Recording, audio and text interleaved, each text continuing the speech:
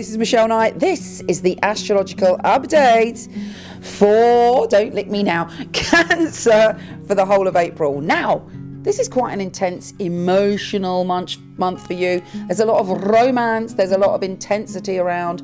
Firstly, we've got Venus, the planet of love, going into your 12th house. So you want a spiritual union, you want to connect with love on a very deep level. You may have some spiritual revelation connected to love. Now, of course, the shadow side of this is you could feel deluded, obsessional, or just completely out of touch, or maybe slightly paranoid when it comes to love. So make sure it's the good stuff.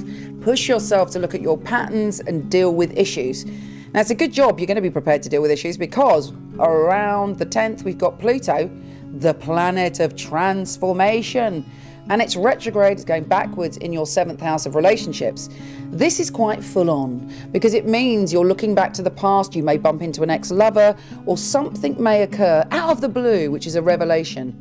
Sometimes in life we have a revelation about our own behavior. It's not necessarily something external. We might suddenly see a pattern, and that gives us the opportunity to change it. But you're cast back into the past in some way to really transform your view of relationships. And why? You're very, very sensitive, so this may feel perhaps a little bit tricky to start off with, but ultimately it's for your higher good. You are moving on to the next phase. You are opening up. You are transforming your relationships, and it might feel a bit intense, almost like you can sense things and you may not have any reason to back them up, but it's overwhelming, but also really, really enlightening for you.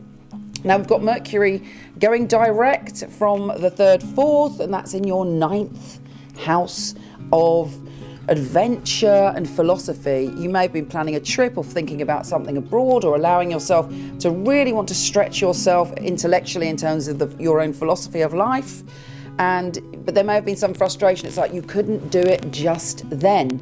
Now, however, or certainly at the beginning of the month, it's all change. You're able to put all of those plans into action. It's go, go, go. We've got a full moon on the 6th, and it's in your 4th house. So you really will be very emotional, and all the energy will be focused on your family, on your home, on what you consider your security to be. So if you're in a good space, that's going to be fabulous. You can catch up with people, have a meal at home, really be around the people that you adore.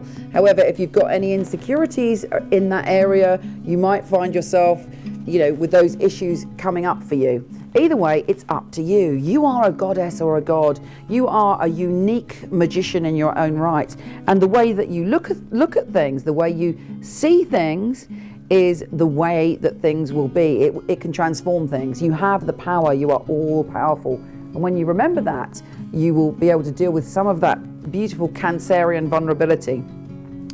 Now, there is a new moon on the 21st, and it could bring a new friend. If you've been having any issues in friendships, cast out a wish for that to transform, because it's in your 11th house. You could have an amazing experience with a friend and some kind of resolution, and you feel great about friendships, and you feel great about yourself, actually.